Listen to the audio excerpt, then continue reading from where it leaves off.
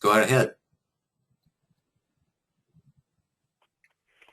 Hello, everybody. Welcome to another fabulous office hours call. It is my privilege and honor to introduce Paul today. I'm super excited after coming out of a super weekend. We did a all-day strategy session with one of our clients that ended up being a whole lot of fun. I learned a lot, and I had a heck of a lot of fun, and I think our clients are the better for it. So, Paul, thank you for another fantastic office hours. Let's go. Thank you very much. I appreciate the introduction, Stephanie. And for those of you who don't know, Stephanie's on my team as a senior consultant. It was my pleasure to have her join me this weekend for that strategic planning session. She did a great job at helping organize the event, and manage the event, and participate in the event. So it was a blessing to have her there this weekend as a member of the team. You did a great job too, Stephanie. So today's office hours presentation, it's very nice to have you here. Our office hours is a relaxed, informal mentoring program that we do every Monday at noon Pacific time. This recording is going to be available online in the primary office hours area, typically for 1 week, and then all recordings and slides are archived in our members area. In order to have access to the slides and eventually the audio recordings, you do have to be a part of the Paul Hoyt library and to have a membership in my tribe. But we are now opening up all of the past recordings on my YouTube channel. So we're opening that up to gain visibility and credibility on YouTube. We've set up playlists for each of the different key performance areas of business. So we've organized the previous 52, 53 different office hours presentations on YouTube. So if you find somebody that you think might gain benefit from watching one of those sessions on office hours, now you can direct them to them and they're able to listen to them. Still can't get the slides, can't participate until they're a member of the library, but we are opening that up to increase my brand awareness and visibility. As you know, the reasons I do these office hours presentations is because I know that being a successful entrepreneur, a small business owner, can be a great experience, but I also know that it's tough. It takes tools, education, team, and training in order to make it a pleasant experience for you. I also want you to get to know me, because when you know me, you'll know that I really do care, that I really do want you to succeed. First and most importantly, you know, I really do care about each and every person that I meet, and especially CEOs and entrepreneurs. They touch my heart like most other people do not, just because of their courage and because of the people that they are. I really want you to succeed in every area of your life, whatever that means to you. I want you to find the greatness, the happiness, the divinity that you have within yourself, and then remember it and embrace it and live it every single day, just like I do every single day. My vision is to help millions of CEOs and entrepreneurs accelerate their business growth and enjoy greater harmony and balance in their lives. Our agenda for these office hours presentations is an in-depth discussion of a business success principle, some closing remarks, some special offers usually, an invitation for next week's session, and then open questions and answers. While you're on this call, you can join us in the Facebook Brilliant Business Group. If you haven't already signed up to be a member of that, I would encourage you to do that. You can go to facebook.com/groups/Brilliant Business, or just search for Brilliant Business in the search bar on Facebook and find it and just request to join, and we will let you do that. There you can make comments and ask questions and share your insights and takeaways from the office hours presentations, where you'll get support from not just me, but from everybody in the community if you happen to have a question or want us to take a look at something for you. I encourage you to like my business page on Facebook as well. And one of the reasons for you to join the Brilliant Business Group is that every day I post my Energy of the Day message in Facebook and specifically in the Brilliant Business Group, and 5 times a week I post a business lesson of the day inside my business fan page and inside the Brilliant Business Group. So as it turns out, Facebook doesn't share those things, doesn't share every post with everybody. But if you're a member of the group, you'll always get a notification that I have posted in the group, and you can make sure that you see those and you don't miss those. Today's topic is on decisive leadership, claiming your own truth. This particular subject was inspired by the book that I wrote, read called Rework by Jason Fried and David Heinemeier Hansen. I hope I'm pronouncing that right. We'll talk a little bit more about the background of the book here a little bit, but it was a great book, actually recommended to me by one of my clients who said that she had read it and really liked the book and suggested that I read it too because I'd get a lot out of it, and I did. So if you have any of your favorite books that you might suggest that I read, I certainly would appreciate that too, because I love reading books and then adding my comments and sharing the wisdom of those books with you on these office hours presentations. As always, I relate the subject matter of the day to one or more of the key performance areas, and today it's all about leadership. It's about decisive leadership. And when you have decisive leadership, it really impacts every area of your organization. So all of the key performance areas. You need to exercise decisive leadership in sales and in marketing and in product development and customer service and financial management and operations and administration in all of the different key performance areas of business. Today we're going to talk a little bit about the book itself, and I give you an overview of the book called Rework. I'm going to talk to you about the things that I agree with, the things that I sort of agree with, and the things that I totally disagree with that came out of that book. And talk a little bit about claiming your own truth and what that can mean for you and how to do that in your own life. And then we'll talk about the bottom line and sum it all up at the end of it. First, let's start with an overview of the book itself. The book was written by the founders of a company that used to be called 37 Signals. They called the book 37 Signals because of some other book or something they had read about 37 communication signals, which were important in business and in life. They recently renamed their company to be Basecamp over their flagship products. And their flagship product is a product called Basecamp. They also have products called High-Rise, and they were the inventors of a particular software development program or a framework called Ruby on Rails, which is now open source. So many people out there have enjoyed that. They created Basecamp for their own internal project management purposes. They were a web development firm, and 6 or 7 years ago created this product to help manage their own internal communications and their own projects that they were doing for their other customers. And when they showed it to some of their early clients, their clients said, hey, we really would like that too, and they decided that, hey, I think we've got a product opportunity for themselves.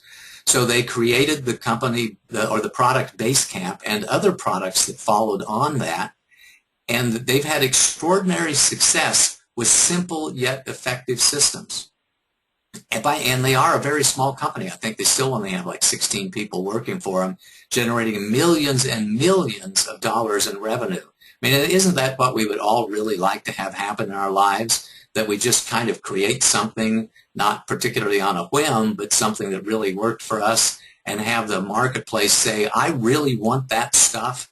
And in their particular case, it really did kind of go viral without a great deal of marketing, without any public relations, without a lot of the effort that other companies have to put into putting their products out to market. They created a product and took advantage of an opportunity in the marketplace and jumped on it to create a business worth millions and millions of dollars. So Rework Then is a book that is a collection of all of the decisions that they made along the way that worked for them. I found them to be very bold and decisive in their approach and in their management style, bold and decisive about the products they were going to create and how they were going to create them, and with the culture that they have. But as it turns out, as I read through the book, I kept thinking to myself, you know, I completely agree with some of this stuff. I kind of sort of agree with other things that they have listed in the books, and some of the things that they had, I completely disagreed with. So I want to run through some of those with you and share them with you about why I agree with them and why I don't agree with them and why in some cases I sort of agree with it. So first, let's start with the things that I totally agree with. One of the things they say is learning from success is better than learning from failure. And oh my goodness, do I agree with that. I've seen a lot of companies fail. I've seen a lot of companies succeed. And I know that when you are succeeding in business, it has its own set of challenges with it. So there's never a lack of challenge when it comes to business. Unless the business has stabilized and it's on a plateau and you really don't care about taking it to the next level, then the business can start to fall into the mode of being comfortable and being unchallenging. And in some cases, I've had CEOs say, you know, I'm just flat bored with my business. I don't even want to do this anymore. And the reason they don't want to do it anymore is because they've reached that comfortable plateau and they don't want to try to take the business itself to the next level. But along the way, I know that they have learned from their success, and I have learned from my success as well as learning from my failure. My wish for every one of you is that you learn the lessons that business has to teach you from your success as opposed to a massive failure in business. Because there's always ups and downs in businesses, right? You'll have a good month and then not so good month, a great relationship with a client and winning a deal and then not so much. But my belief is, my personal experience is that you learn just as much from success as you do from failure. You just learn different things. And my wish for you is that you learn the lessons that success can bring and kind of limit the lessons that failure can teach you along the way. Another thing that they assert is you don't have to be big to be successful, and I fully agree with that. For some people, the right size business for them is making $100,000 a year or $200,000 a year and maybe having a half-time employee or no employees whatsoever. For other people, the right thing for them is to have a business that has hundreds or thousands of employees and has billions of dollars in revenue. But in the case of 37 Signals, now Basecamp, they decided that they wanted to have a small business, that they wanted to have a vibrant, healthy team that had really good teamwork and morale, and they didn't ever want to go to the $100 million, $200 million business, that they wanted to be successful by being small, and it really has worked for them. Another thing they say is to start a business, not a startup, which I totally agree with. And in fact, in my product, the Business Survival Bootcamp, I talk about the necessity of engaging with the marketplace as soon as possible to learn only the lessons the marketplace can teach you, and then have a relentless pursuit of financial stability. Because when you achieve financial stability, then you have a business. Until you have financial stability, then you have a startup, or you have a troubled business that's in turnaround mode if you already achieved financial stability and then dropped out of it for a while. So their encouragement for everybody is to start a business, a profitable business. Just don't start a startup. Start your business with the intent of being financially successful, with the intent of being profitable and scalable. Their admonition is to make a dent in the universe. And if you can do that, I totally agree with that. For some people, this might have actually gone into the column about the things I sort of agree with.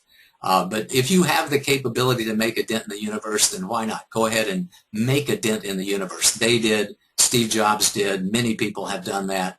And you may be able to do that as well by doing what you love.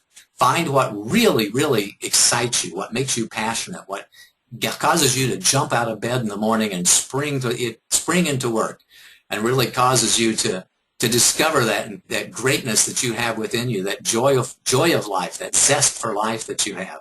Do what you love and make a dent in the universe. And along the way, draw a line in the sand. Drawing a line in the sand means understand who you are and who you are not, understand what you will do and what you will not do, and draw those lines in the sand and stick to the decisions that you make. For example, a great line in the sand to draw is around credit limits. There are people out there who would love for you to provide your products and services for free forever for them, but if you're going to have a successful, viable business, you have to know where to draw a line in the sand, and then don't step across the line in the sand. Make that decision and stick with the decision when it comes to credit limits and when it comes to many, many other things about your business too. Here's some more things I totally agree with. Ignore the details at first. At first, point yourself in the general direction that you want to go. Get a significant amount, a reasonable amount of planning in place that allows you to take those critical first steps and then go for it. Because if you start to plan the details out for 4 to 5 or 6 years, it's just not going to work out. So ignore the details at first. Just get enough of a general direction for you to move boldly in the direction of your dreams and then go for it. One of the things they say is decisions is progress. That is absolutely true. That there's 2 types of progress that you can make out there. The progress of doing things and the progress of making great decisions. making great decisions, being decisive. What this office hours presentation is all about is progress in your business. They love to sell byproducts. What they found is after they brought their primary flagship product to market, Basecamp, that they had the opportunity to sell other products as well to their existing customer base, products which were related to and integrated with their primary product offering, and they were able to do that. The key, of course, is have a primary product offering. When you have a successful product, you have all kinds of opportunities to add products to that, to cross-sell and to upsell your current customers into your new products. One of the great points that they make is the interruption is the enemy of productivity. There's this adage when it comes to software development called maker's time versus manager's time. Managers think in terms of 1 hour increments, and they move from subject to subject, from meeting to meeting, typically a half an hour or an hour at a time. But if you're an engineer, if you're designing software products, or you're an artist and you're creative in any way, if you're an author or an inventor, then it's real important for you to carve many, many hours out of your day where you can have focused time on creating and doing the things that you need to do. And in those particular cases, interruption is the enemy of productivity, because you really need to get deep into a process in order to invent and to create well when you are a computer programmer, an engineer, an artist, or an inventor of another kind.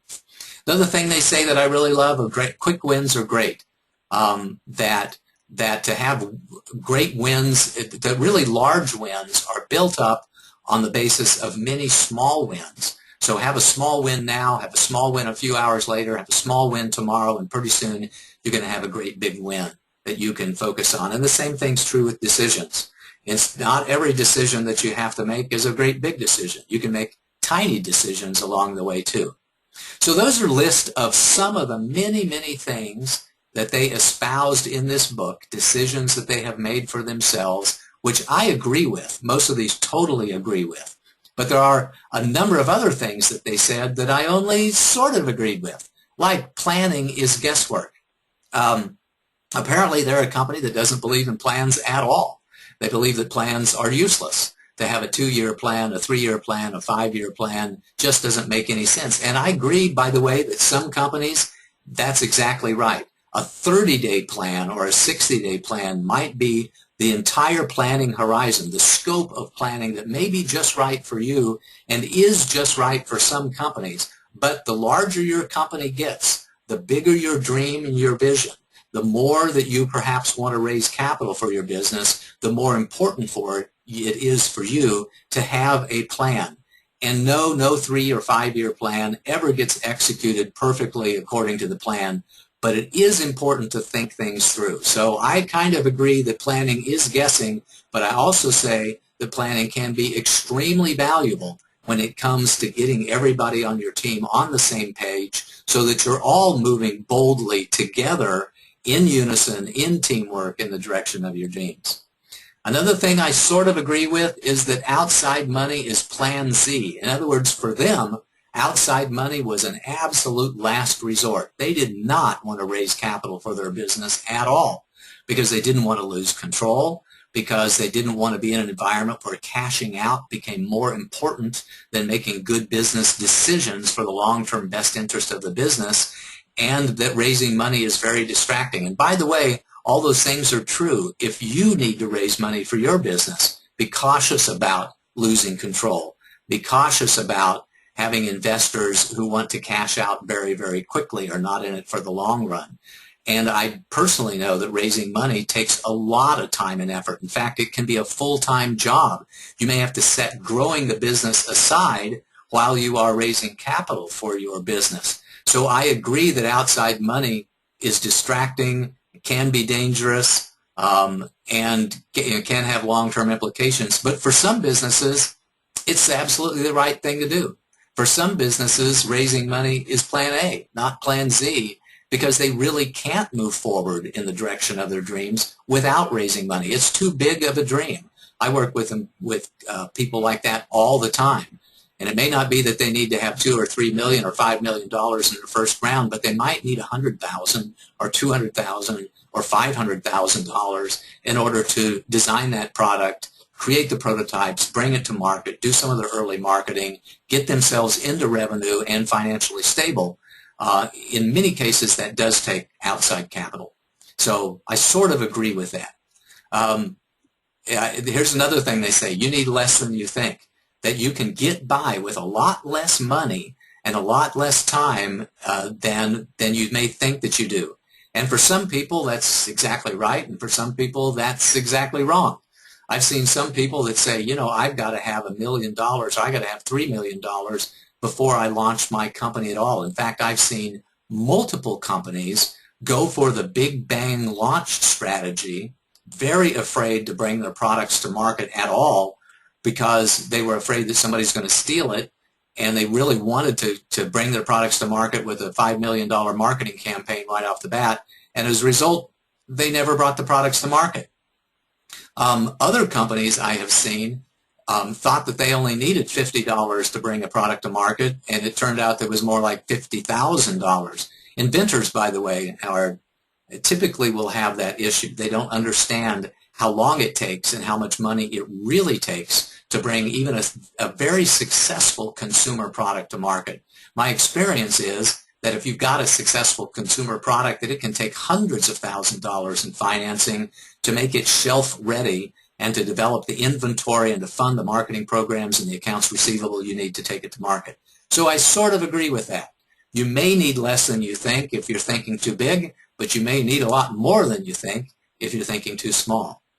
They also say that most software is too complex, and I kind of agree with that, and I kind of don't agree with that, because I've seen some very complex software packages that the complexity is right up in your face, that you have to take a month-long training program and have lots and lots of experience before you're even able to interact with the software. But I also have seen software products which are surprisingly complex, but that complexity is kind of hidden from you. It's only there if you need to address that complexity. Microsoft Word's a great product like that. There are so many features in Microsoft Word, but you can create a basic Word document and use a lot of the capabilities without understanding all the advanced features of Microsoft Word. And there's lots of products like that as well that you can get significant benefit from, even though the product is very complex, because they have layered the complexity or hidden the complexity, and it's only there if you need it and if you want it. Here's some other things I sort of agree with. Smaller is better. For some companies, that's absolutely right, that you can have a better time, enjoy life more, and just, you know, really love your business even more by keeping it small, by not having layers of management. But again, for other companies, that's absolutely the wrong decision. Get it out there is one of their primary focuses as well. Seth Godin says that. Just ship it. Google has this philosophy of we release early and we iterate often. And for some companies, especially software companies and other companies where there's a lot of flexibility and it doesn't take too much in order to ship the product or to change the product once it has shipped, that's exactly the right decision. But if your company is, say, a medical device, if your company really has life and death issues associated with it, or if it's very, very expensive to build your products and bring them to market, that's the wrong thing to do. To get it out there can essentially destroy your company. You want to put it out there in phases. You want to interact with your customer base at every phase of product development, and you don't want to take it to market until you're absolutely assured that the product is going to be what your customers want and what your customers will buy, and it's going to work perfectly or nearly perfectly before you take it out to market. Here's another thing they say that I sort of agree with. Meetings are toxic. They say meetings are toxic. They hate meetings. They set a timer at meetings. They try to keep the meetings as small as possible. They want to make sure that you assign responsibility, which I all agree with, by the way, that some meetings go on too long, that we invite too many people, that people make a career out of holding meetings and attending meetings. But I disagree that meetings have to be toxic. I think you can be very focused and very firm and very decisive in each one of your meetings, that you can have fun while having just exactly the right people there, that you can make great decisions, you can have great outcomes from every single one of your meetings. I don't think that your meetings have to be toxic, but I do think that your meetings could be toxic unless you pay attention to good meeting success principles. They also suggest that good enough is fine. You can relive my comments on getting it out there. Good enough is fine in some cases, but good enough is far from being fine if your product, has significant impact on other people. Another thing they say is don't be a hero. In some cases, that's exactly right. We don't want to be a hero to our clients. We don't want to be a hero to our customers. We don't want to be a hero within our organization, because heroes oftentimes, take a lot of damage whenever they're in the heroic process. But sometimes it's the absolute right thing to do. To be a hero for your customers, to be a hero for the people you work with, to be a hero for your investors, for your suppliers, for people who really could benefit from somebody stepping up and helping them in a heroic kind of manner. Sometimes that's absolutely the right thing to do. Here's another list of some of the things that I totally 100% disagree with. They say 10 to 40 hours a week is enough. Well, yeah, it can be enough if you're making a hell of a lot of money. It can be enough if your product met early market success and people are clamoring from your product.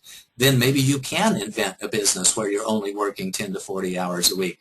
But my experience with a lot of startups is that that type of effort will mean that you're dooming yourself to failure, that you really do need to put in a supreme amount of effort. Another thing they say is you need a commitment strategy, not an exit strategy. I think that's wrong. I think you need to plan your business from the very beginning, from an exit strategy from yourself and for your investors and for your employees. That, as Stephen Covey liked to say with the 7 Habits of Highly Successful People, is begin with the end in mind. So I totally disagree with you only need to have a commitment to the cause or the business, and you don't need to think about an exit strategy. I think understanding what your end game is a real important decision that you make very early in your business. Building to flip is building to flop, they say. Again, I totally disagree with that. For some companies, building to flip is exactly the right thing. We want to build a company that's going to be acquired within 2 to 5 years. We want to build a business that we're going to be able to sell to other people, that we're going to merge with other people, is absolutely a good decision for some companies. It is not a decision to flop at all. In fact, it can be a decision for your incredible success to build a company that's attractive to potential acquirers. And a last thing that they say that, wow, just blew my mind entirely and probably triggered this entire conversation today is on never take notes at meetings. My goodness, if I didn't take notes at meetings with the dozens many dozens of opportunities that I have, the dozen or so clients that I work with simultaneously throughout a month, I would never, ever be able to provide the quality of service that I can provide. Taking notes is essential to me as part of my professional practice and as part of my personal practice as well. As many of you know, I'm a big believer in journaling as a mechanism for personal growth. So whenever I have an insight, whenever I have an idea, I write it down so that I can remember it, so I can hone it, so I can refine it over time. So that was probably the piece of advice that they gave me that made me think, wow, these guys are very successful. They've made great decisions that work for them, but some of their decisions wouldn't work for me at all. So here's the lesson. One company's path to success is not necessarily your path to success. What works for other people might not work for you at all. You have to find and claim your own truth. Because we are all different.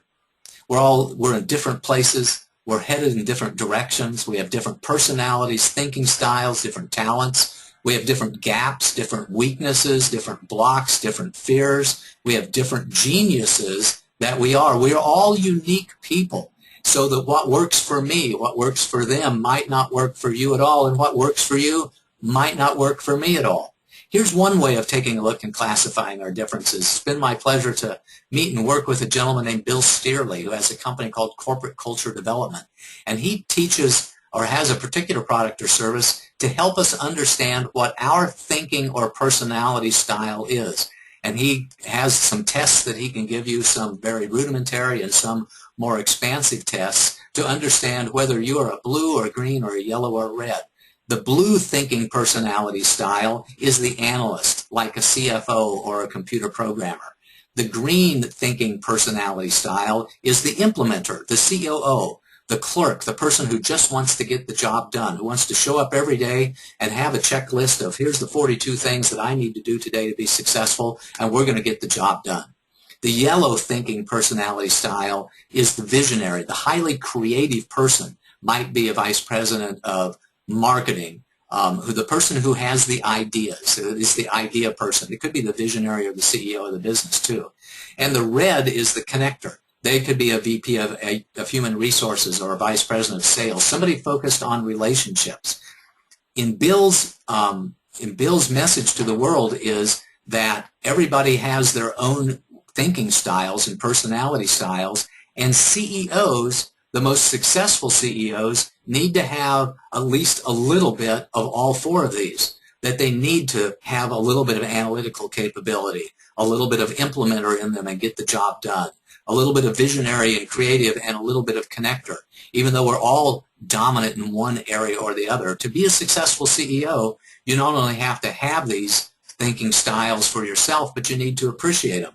And so what works for me in my day-to-day business might not work for you. I might create a company that is entirely different from you because of the thinking or the personality style that I bring into the company and that's dominant for me whenever I create the company in the first place. And understanding these different styles is real important for yourself and for everybody else, because it impacts the way that we communicate, the way that we address issues, and especially the way that we respond to stress. Another way of looking at differences between you and me is our different management styles. There are some people out there that love to have just consensus management. They're not going to make a decision or move at all until they got the buy-in of the complete team. Other management styles might be democratic. We don't need a consensus, but we do want a majority that believe in strongly the direction in which we're going to go. Other ones is that we'll collaborate, but I'm going to make a decision, and I don't even care if it is the majority at all. This is not a democracy. We just collaborate just a little bit. And another management style I have is strictly hierarchical. Bring me your ideas, but I'm not necessarily going to collaborate with you. It's my responsibility to make the decisions for this company, and that's the way we're going to do it. So, based upon your management style, based upon your thinking style that we looked at just a minute or so ago, it can really determine what your company looks like and the direction that you go, what size of company that you have, the type of people that you surround yourself with, etc. You have to decide which ones of these is right for you because of your personality, your experience, and the way that you want to work with other people. You have to decide which one of these might be very uncomfortable for you to work under. For example, for me, it's real uncomfortable to work at all in a hierarchical style where somebody says, it's my way or the highway. That doesn't work for me at all. I really appreciate at least a collaborative working environment, if not a democratic environment. I don't particularly like the consensus environment because I think that slows things down. I think that, trying to get consensus can be a big problem. So when you claim your own truth, it's real important because decisiveness and clarity are fundamental leadership and management skills. You need to have the ability to make decisions for yourself and say, this is the direction that we're going to go in. Self-awareness and understanding who you are is a key to your relationships and personal growth, and that is all about claiming your own truth as well. And here's a tip for you. Whenever you decide to talk to other people, use I statements. Some of you may know that I am a member of a group called the Mankind Project, which is a fantastic men's organization to help men talk about the things that are most important to them and deal with issues that they're not able to deal with in other scenarios. One of the lessons that I learned from the Mankind Project was use I statements and say, this is the way that I feel. This is the way that I see things. This is the direction that I would like to go. Instead of saying, you should do this or everyone should do this, you use I statements and say, this is what's right for me. This is what I want to do. So that is a way in which we claim our own truth, is by using I statements. This is the way I feel. This is what I choose to do. This is what I see. These are the facts as I see them, etc. As I talked before, some people just don't get that. Some people think that there's only one truth and only one way. They have a deep, deep need to be right in their own lives, and they have a deep need to be right, not only for themselves, but for everyone else. They just flat don't see the power in diversity. They don't see any advantage to collaboration or the democratic process at all. And frankly, I think it's probably because it has something to do with the childhood survival strategy.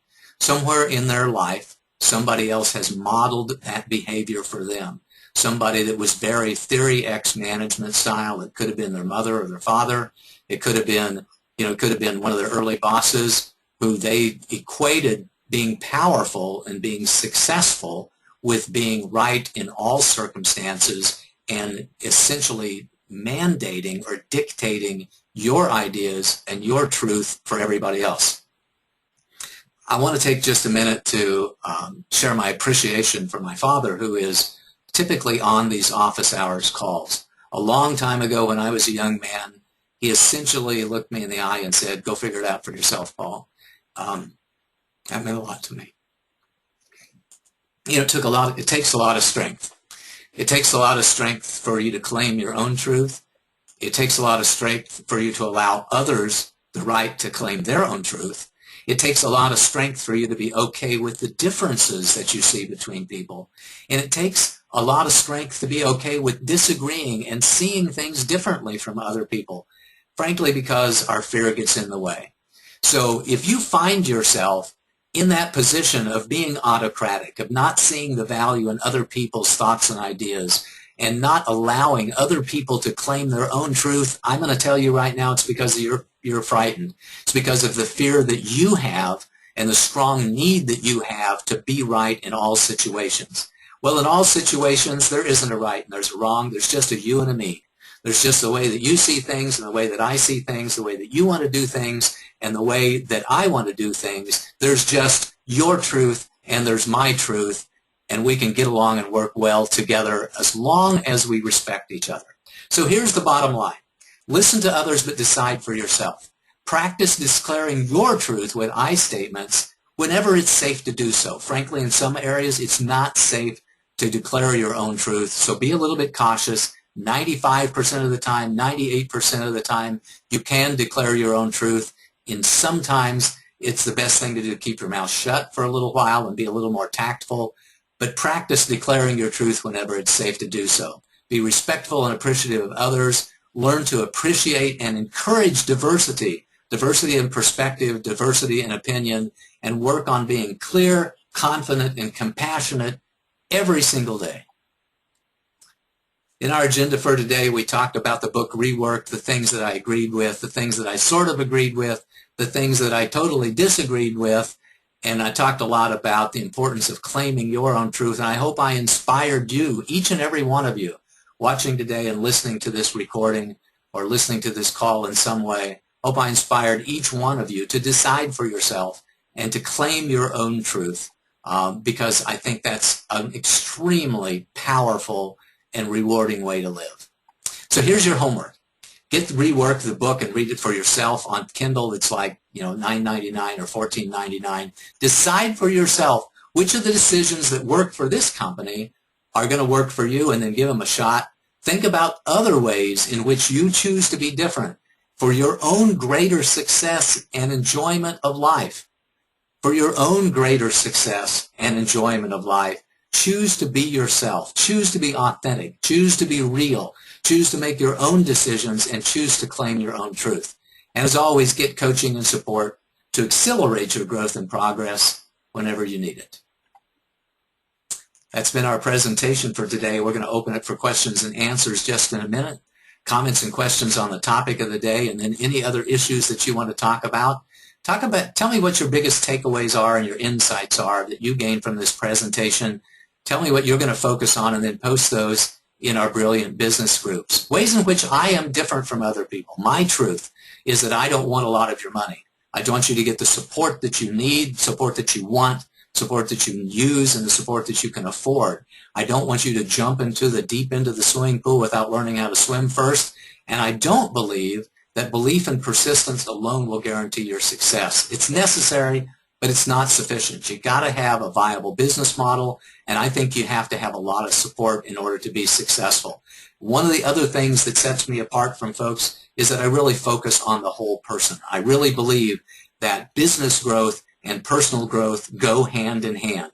To grow your business, you have to grow yourself professionally. To grow yourself professionally, you have to overcome fears, roadblocks, challenges that you have along the way, and grow yourself personally in order to build the business of your dream. And that's why in our support services, we offer education, training, consulting, and coaching, and our newest product line, growth management services, which is a do-it-with-you service. I offered this little chart for the first time last week, but we can help you do it for yourself with our education and our training and our coaching services.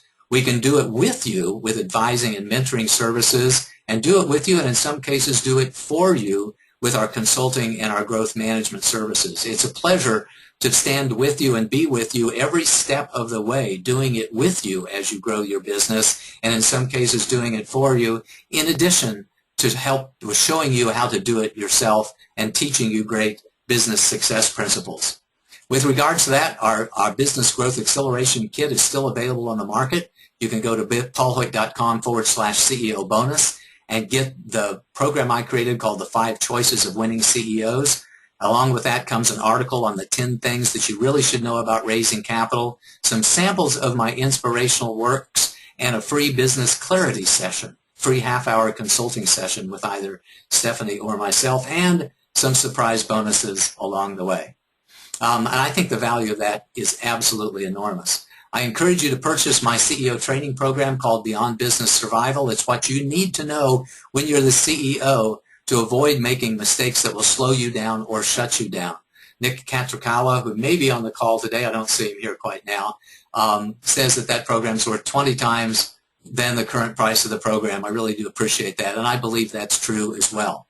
Our next office hours is going to be on next Monday, November 17th. I haven't decided on what the topic is. If you'd like to suggest a topic, you can go to paulsurvey.com or give me a call or an email, and who knows, I might just deliver an entire office hour presentation that's just perfect for you and your business. In between now and then, I encourage you to do your homework.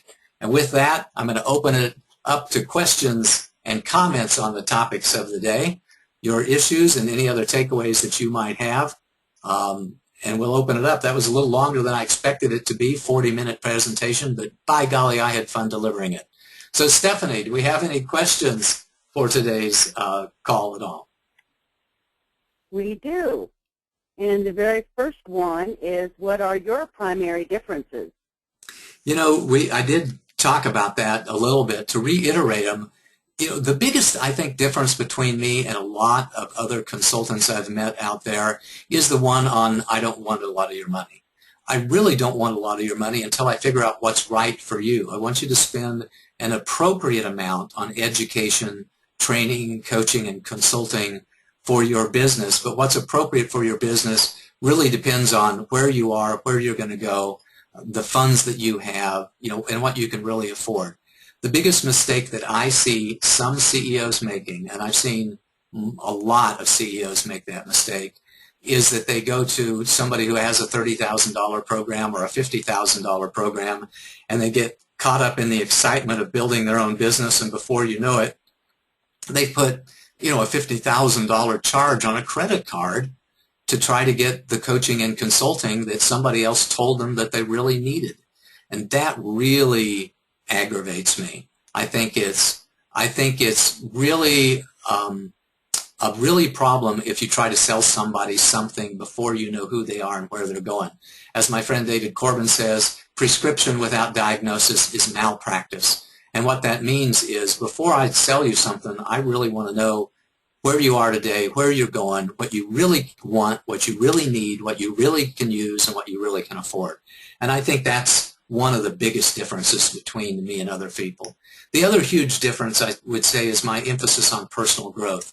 So I'm not just a business consultant, but I'm also a personal coach. I want to coach the entire person and help the entire person, because to me, CEOs are real people. They become friends of mine, and I want to help them gain other skills in life that can be valuable to them, as well as skills and talents within the professional sense. So those two big things. I don't want a lot of your money, and I want you to focus on personal growth in addition to focusing on professional growth, because I think together that's what's really required for not just business growth, but for greater health, personal enjoyment of life, good relationships, all kinds of different things. So thanks for that question.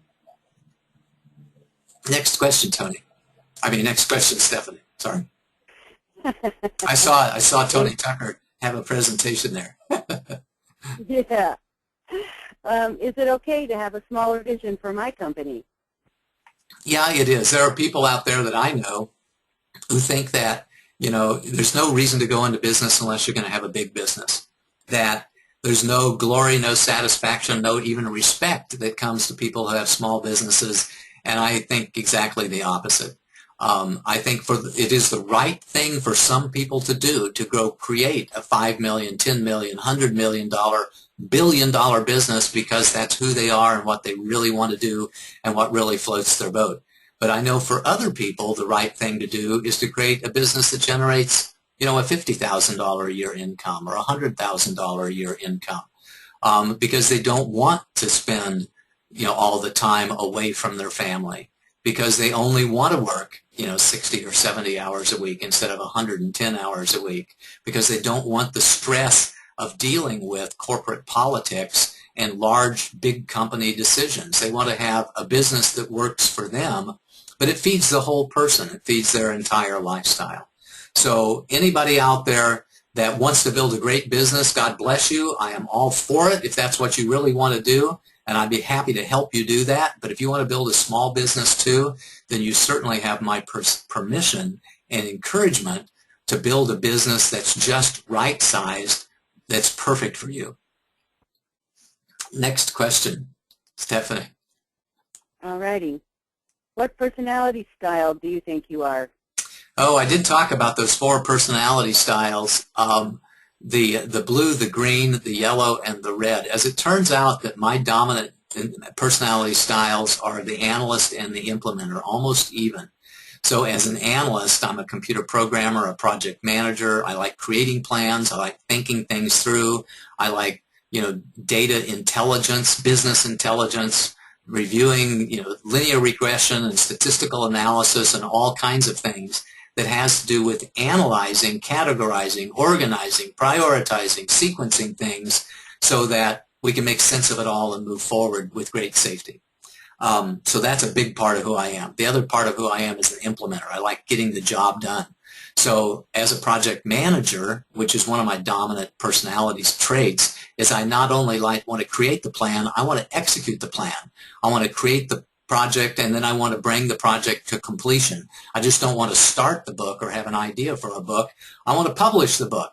I want to bring it to completion, which really serves me well, by the way, in some of the things that I do, especially when it comes to writing business plans. So writing business plans is all about creating the plan, but then it's about writing the business plan and publishing the business plan and having the business plan be effective for the client that I have. So those are my 2 dominant styles. I think I'm also pretty creative, and as it turns out, you might not know it from this call, but I used to be pretty darn shy. So and when it comes to relationships and connectors, I think that's the one which is least prominent in my personality style. But I also think I'm blessed to have a fair amount of each one of the 4 different personality styles. That's kind of who I am, and I always look at things through the eyes of a project manager, a computer programmer, or a CFO to start off with, and then we broaden the scope a little bit from there on out. So any other questions, Stephanie? Nope. I did tell Tony, did you see my response? I did. Email Paul? Okay, great. I think he saw that. Okay. Fantastic. That's it, Paul. That's it. Well, I'll talk for just another minute, invite other people to ask questions which are not particularly related to the topic of the day. This one was a very inspiring topic to me, as if you couldn't tell from the passion and the enthusiasm I put into the presentation. It really inspired me to claim my own truth and be very decisive about who I am and the value that I bring to my clients and developing new products and services.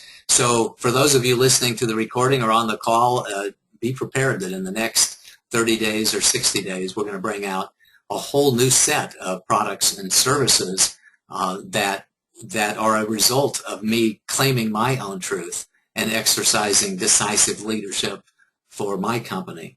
And I want to really honor again the folks that I have on my team. As you may know, that I've got many coaches on my team that I work with every week or every month. And Marcel and Stephanie join me on these calls, are a valued part of my team and have been for many months as well. So I want to give all of the support team that I have the credit for helping me become decisive and helping me become clear and confident in the direction that I want to go as well. And with that, I think we will bring the day's call to a close. I want to thank everybody who's still listening to the call for your kind attendance, for your great questions, for tuning in. And until we meet again, this is Paul Hoyt wishing you a most marvelous and prosperous day. Bye-bye.